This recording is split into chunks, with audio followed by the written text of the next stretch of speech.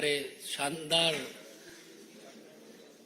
तरीके से जीते आदरणीय पीयूष गोयल जी हम लोगों के मध्य हैं, संजय मयूख जी हमारे साथ हैं। मेरा आदरणीय पीयूष गोयल जी से आग्रह है कि मीडिया के साथियों को संबोधित करें। बहुत बहुत धन्यवाद माननीय अनिल बलूनी जी, जो अभी उत्तराखंड से बड़े भारी मतों से जीतकर लोकसभा के सांसद के रूप में चुने गए हैं। माननीय संजय मयूख जी, आज राहुल गांधी जी ने एक प्रेस वार्ता कर भारतीय जनता पार्टी और हमारे नेताओं पर अनाप शनाप आरोप लगाए। लोकसभा चुनाव में विपक्ष की हार की हताशा से अभी तक शायद राहुल गांधी जी उभरे नहीं है। अब वो मार्केट के इन्वेस्टर्स को भी गुमराह करने की साजिश रच रहे हैं। आज भारत दुनिया की 5वीं सबसे बड़ी अर्थव्यवस्था बन गई। कहा फ्रेजाइल 5 और आज top 5, fastest growing economy in the world. पूरी दुनिया इस बात को आज स्वीकार करती है। प्रधानमंत्री नरेंद्र मोदी जी ने देश को आश्वस्त किया है कि इस टर्म में देश विश्व की तीसरी सबसे बड़ी अर्थव्यवस्था बनने जा रही है। और ये साधारण उपलब्धि नहीं है, पूरा विश्व इसको गहराई से देख रहा है, बड़ी गंभीरता से देख रहा है, समझ रहा है कि ये आगे आने वाले दिनों में प्रधानमंत्री मोदी जी के नेतृत्व में होने जा रहा है। फिर एक बार मोदी सरकार आना निश्चित है और शायद इस बात से राहुल गांधी जी बड़े परेशान नजर आते हैं और अपने बयानों के साथ विदेश और देश के निवेशकों को एक भय के वातावरण में निवेश ना करें, इसके लिए उत्साहित करने की कोशिश कर रहे हैं। हम सब जानते हैं कि इक्विटी मार्केट अलग अलग समय पे चुनाव आ रहे हैं, तो चुनाव के हिसाब से अलग अलग आंकड़े जब रिजर्व बैंक पेश करता है, अलग अलग विकास के आंकड़े जब आते हैं, उसके हिसाब से इक्विटी मार्केट में बदलाव होते रहते हैं। और ये दुनिया भर में इस प्रकार से इक्विटी मार्केट चलती है। कोई बड़ा इवेंट ना भी हो तो भी इक्विटी मार्केट में उतार चढ़ाव साधारणतः चलते रहते हैं। देखना यह रहता है कि लंबे अरसे में इक्विटी मार्केट में क्या हुआ है।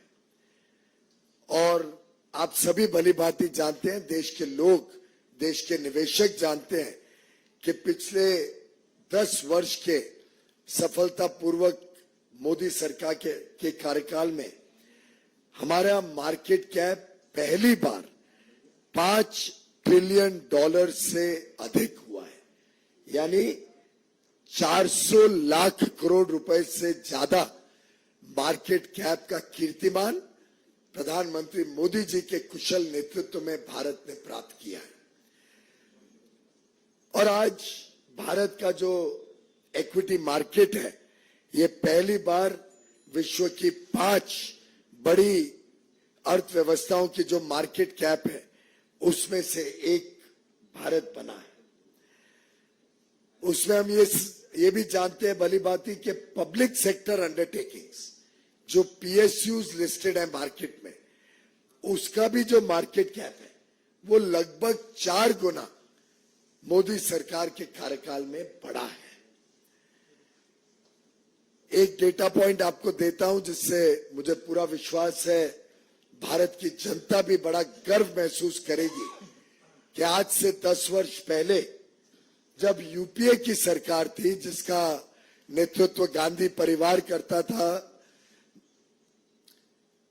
उस कांग्रेस यूपीए की सरकार के समय भारत का मार्केट कैप मात्र 67 लाख करोड़ था।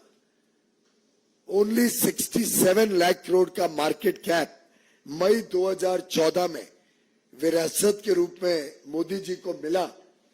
आज वो बढ़कर 6 जून यानी आज के दिन बढ़कर 415 लाख 415 लाख करोड़ भारत का मार्केट कैप है। आप सब अनुमान लगा सकते हैं कि ये जो बढ़त 348 लाख करोड़ की बढ़त हुई है 10 वर्ष में, ये जो पिछले 60-65 वर्षों में कुल मार्केट कैप था उससे 5 गुना से ज्यादा बढ़त सिर्फ मोदी सरकार के समय देश ने अनुभव किया है। 67 lakh crores in May 14, increase of 348 lakh crores in 10 years, and today the market cap is 415 lakh crores. ये वास्तविकता हम सबके सामने। अब इसमें गौर करने की बात है कि इसका सबसे बड़ा लाभ किसको हुआ, और ये हम सबके लिए गर्व की बात है कि भारतीय निवेशक और उसमें भी हमारे रिटेल इन्वेस्टर्स, खुदरा निवेश जो करते हैं, उनको आज इसका सबसे बड़ा लाभ हुआ है।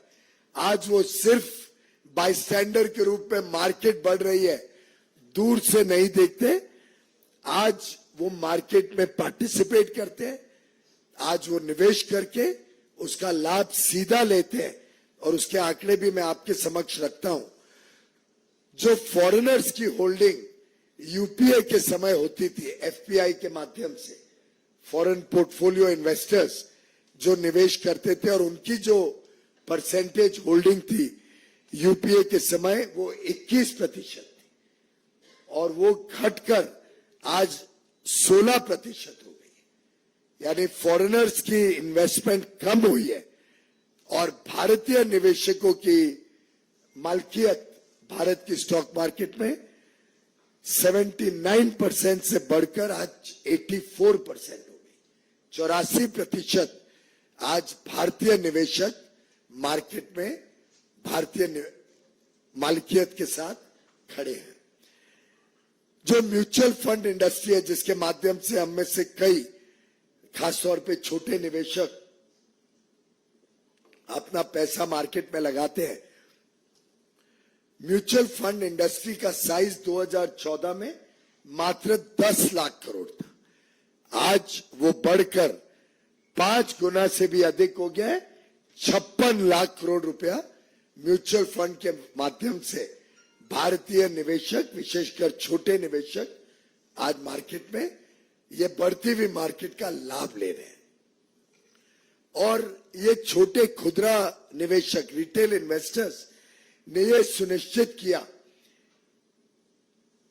कि भारत की जो आज की मलकियत है वो आज फॉरेन इंस्टीट्यूशनल इन्वेस्टर्स की मलकियत से भी ज्यादा हो गई है। मित्रों, आज भारत के हर पिन कोड में, देश के कोने कोने में आज इक्विटी मार्केट में इन्वेस्टर्स आ गए हैं, और उसका लाभ आज देश के कोने कोने में निवेशक ले रहे हैं। जब भारत वैल्यू क्रिएट कर रहे हैं, जब भारत की ग्रोथ स्टोरी, भारत की विकास के कारण मार्केट में वैल्यू क्रिएट हो रही है, उसका लाभ देश के कोने कोने में निवेशक ले रहे हैं। करोड़ों निवेशक आज इक्विटी मार्केट में या तो सीधा डायरेक्टली, या म्यूचुअल फंड के माध्यम से, या एम्प्लॉइज प्रोविडेंट फंड के माध्यम से, या एनपीएस पेंशन फंड्स के माध्यम से, या इंश्योरेंस प्रोडक्ट्स के माध्यम से, ये अन्य तरीकों से आज भारत के छोटे निवेशक इस बढ़ती हुई मार्केट का लाभ उठा रहे हैं। और दुनिया में आज भारत की जो मार्केट है, इक्विटी मार्केट है, इसको पूरे विश्व में आज इज्जत भी है, स्वाभिमान भी है। इसको बड़ा वेल रेगुलेटेड मार्केट माना जाता है। सेबी को कई कीर्तिमान मिले हैं विश्व में उनकी रेगुलेटरी प्रैक्टिसेस के लिए, और उसी के कारण आज हमारी मार्केट चाइना की जो वैल्यूएशन मापदंड रहते हैं उससे भी अधिक भारत की मार्केट को मापदंड दिए जाते हैं, उन मापदंड पे भारत की मार्केट को वैल्यू दी जाती है, क्योंकि लोगों को विश्वास है भारत पर, भारत की सरकार पर, भारत के नेतृत्व प्रधानमंत्री नरेंद्र मोदी जी पर। और ये तभी हो पाया जब एक बड़ा मैच्योर्ड, समझदार और समझदारी से निवेश करने वाला छोटा खुदरा निवेशक मार्केट में बड़े पैमाने पे आए। और देखिए मजेदार बात कि गत दिनों में, 4-5 दिनों में भारत के निवेशकों ने कैसे विदेशी निवेशकों से भी ज्यादा समझदारी बरती और उसका मार्केट का लाभ लिया। आप अगर देखें तो अप्रैल और मई में जब मार्केट बढ़ रही थी तब फॉरेनर्स ने मार्केट में बेचा और भारतीय निवेशकों ने उसका लाभ लेके उसको खरीदकर ये जो बढ़त हुई है गत 2 महीनों में, उसका लाभ भारतीय निवेशकों को मिला। भारत के निवेशक, चाहे वो खुदरा निवेशक हो या डोमेस्टिक इंस्टीट्यूशनल इन्वेस्टर्स हो, जिसका फायदा भी सीधा भारतीय निवेशकों को मिलता है। अगर हम गत 3 दिनों की बात देखें तो जिस दिन एग्जिट पोल अनाउंस हुआ उस दिन भी फॉरेनर्स ने बेचा। जब एग्जिट पोल अनाउंस हुआ उस दिन भी, जिस दिन एग्जिट पोल अनाउंस हुआ, फॉरेनर्स जो पहले बेच रहे थे उन्होंने खरीदा 6,850 करोड़ रुपए का शेयर्स फॉरेनर्स ने बेची एग्जिट पोल के दिन, जब मार्केट हाई थी। तो भारत के निवेशकों ने उसमें एक प्रकार से, माफ करिए मैं जरा ठीक कर लूं, जिस दिन एग्जिट पोल आया फॉरेनर्स ने खरीदा महंगे दामों पर और भारत के निवेशकों ने महंगे दामों पर बेच के लाभ लिया। 6,850 करोड़ रिटेल में फॉरेनर्स ने खरीदा महंगे दामों पर और भारत के निवेशकों ने उसका लाभ लिया। अगले दिन जब रिजल्ट आए 4 तारीख को, उसके 2 दिन बाद 4 तारीख को जब मार्केट गिरी, उस दिन फॉरेन इन्वेस्टर्स ने बेचा, कम दाम पर बेचा और भारत के निवेशकों ने उसको खरीदा इस विश्वास के साथ कि मोदी सरकार आ रही है, हम इसका लाभ लेंगे। तो फॉरेनर्स ने महंगा दाम खरीदा और सस्ता दाम बेचा, भारतीय निवेशकों ने महंगा दाम बेचा और सस्ता दाम खरीदा। तो एक प्रकार से भारतीय निवेशकों ने इस अंतराल में भी कमाई करी, किसी का नुकसान नहीं हुआ। और ये जो बात 30 लाख करोड़ की करते हैं राहुल गांधी जी, मुझे ध्यान आ गया कि क्यों देश की जनता का राहुल गांधी जी पर जरा भी विश्वास नहीं, क्योंकि वो ये भी नहीं समझते कि ये तो वैल्यूएशन है।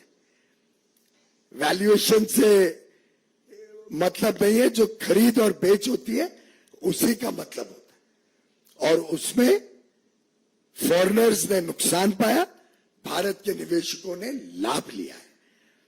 तो रिटेल इन्वेस्टर्स भारत के इस दौरान भी लाभ लिया और फिर आज के दिन मार्केट फिर एक बार जो 3-4 दिन पहले थी उस मार्केट पे फिर एक बार पहुंच गई, जब स्पष्ट हो गया कि मोदी सरकार आ रही है, मोदी जी प्रधानमंत्री बनने जा रहे हैं। तो मित्रों, 10 साल के मोदी सरकार के सफल काम की वजह से मार्केट में जो हमारे भारतीय निवेशकों ने लाभ लिया, ये बड़ा स्पष्ट है। इस दौरान भी जो मार्केट में उतार चढ़ाव हुआ, इसका भी लाभ भारतीय निवेशकों ने लिया। और मैं समझता हूं यही विश्वास दुनिया का भी भारत के ऊपर है, मोदी जी के ऊपर है। फिर एक बार मोदी सरकार आएगी, और पूरे विश्व को यह विश्वास है कि भारत की अर्थव्यवस्था तेजी से आगे बढ़ेगी। अब देखने को मिल रहा है कि अब फिर एक बार भारत की स्टॉक मार्केट भी ठीक है, इस अंतराल में भी भारतीय निवेशकों ने लाभ लिया है। और मैं समझता हूं आज बड़ा प्रश्न जो लोगों के सामने है तो ये खड़ा हो रहा है कि जो जो वादे राहुल गांधी जी ने किए थे उसका क्या होगा। आज हम देख रहे हैं कि कई जगहों पर हमारी बहनें, हमारी महिलाएं कांग्रेस के कार्यालय के बाहर खड़ी हैं। कर्नाटक, तेलंगाना, हिमाचल की सरकारों से पूछ रही हैं कि वो जो 1 लाख रुपए प्रति महिला को देने का वादा राहुल गांधी जी ने किया था, अब वो उसको पूरा करे। और जहां जहां पे महिलाएं कांग्रेस से और कांग्रेस की सरकारों से अपना हक और न्याय मांग रही है, मैं उम्मीद करता हूं कि राहुल गांधी जी उसको पूरा करने का काम करेंगे, बजाय के निवेशकों को डराना और ये साजिश रचना कि भारत की उभरती हुई अर्थव्यवस्था पर अनाप शनाप प्रश्न चिन्ह उठाकर लोगों को गुमराह करना। बहुत बहुत धन्यवाद।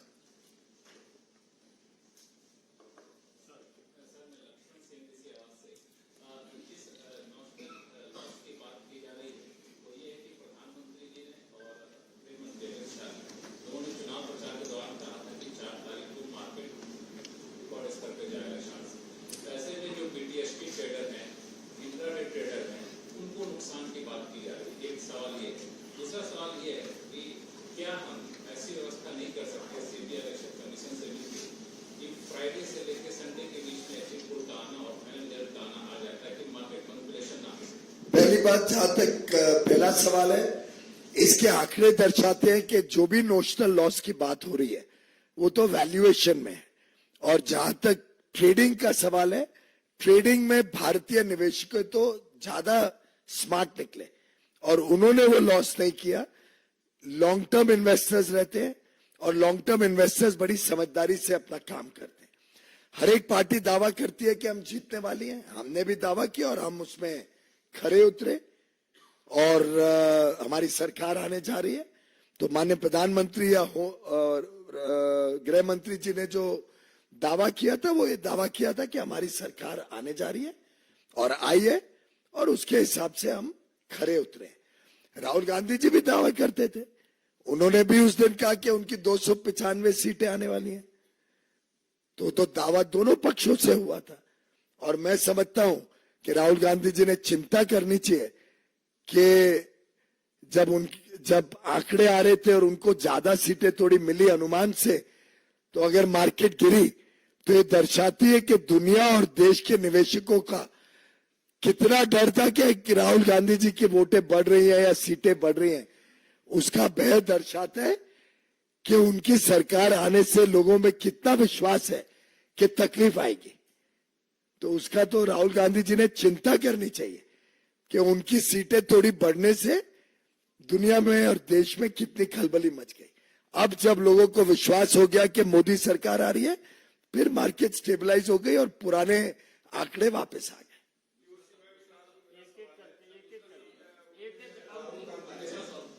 राहुल गांधी ने ये कहा है कि ये सबसे बड़ा अब तक का स्कैम है और उन्होंने जेपीसी की मांग करता है। वो तो कई सारी बातें उन्होंने कई बार कही हैं जो बेबुनियाद रहती है। और मैंने अभी आंकड़ों के साथ आपको बताया कि ना तो कोई उस प्रकार का लॉस है और स्टॉक मार्केट इंट्रिंसिकली उसका स्वरूप ही ऐसा है कि उसमें उतार चढ़ाव स्वाभाविक रूप से होता है और इस उतार चढ़ाव का लाभ भी खुदरा व्यापारी में खुदरा निवेश में भारतीय निवेशकों को ही हुआ है। तो बेबुनियाद है, उसमें तो कोई मतलब नहीं।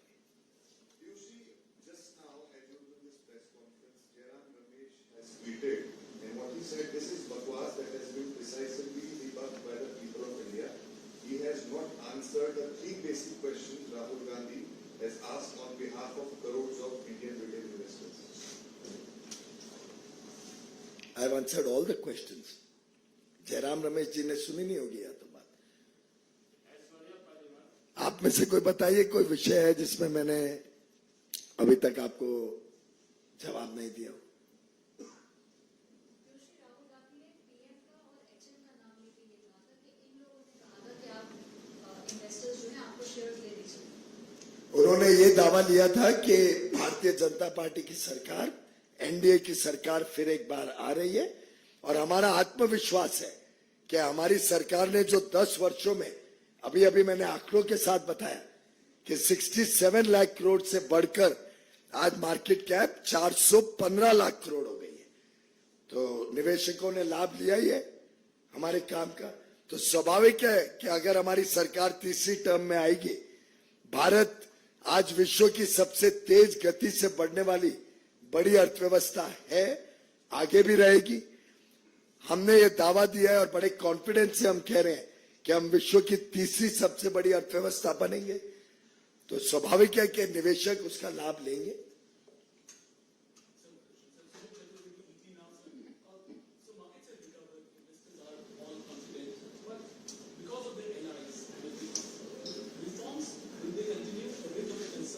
All reforms will continue. The country is poised for a bright future ahead. We are delighted that our allies are equally progressive, whether all our NDA allies are progressive parties. They support reform, they support what is good for the people of India, and they understand that the 10 years of the Modi government have taken the country to newer heights and have the confidence that under Prime Minister Narendra Modi's able leadership and the big vision with which he has taken the country to today's position of being the world's fastest growing large economy, they are confident that under his leadership, this country will continue to do better and better and become the world's third largest economy while continuing the growth that we are witnessing in the last few years.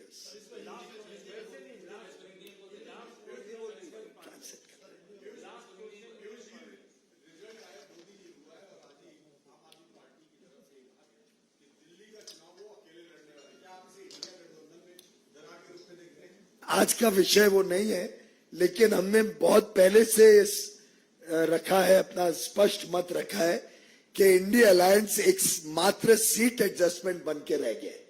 आप देखते हैं कि दिल्ली में एक दूसरे के खिलाफ लड़ते हैं, पर एक दूसरे के साथ लड़ते हैं, पंजाब में एक दूसरे के खिलाफ लड़ते हैं, आम आदमी कांग्रेस। वैसे ही कांग्रेस और लेफ्ट पार्टीज केरल में एक दूसरे के खिलाफ लड़ते हैं और फिर एक मित्रता और दोस्ती का ढोंग दिखाते हैं लोगों के सामने। तो ये एक एडजस्टमेंट सीट एडजस्टमेंट रह गया और भ्रष्टाचारियों का समूह एक दूसरे को बचाने के लिए उभर के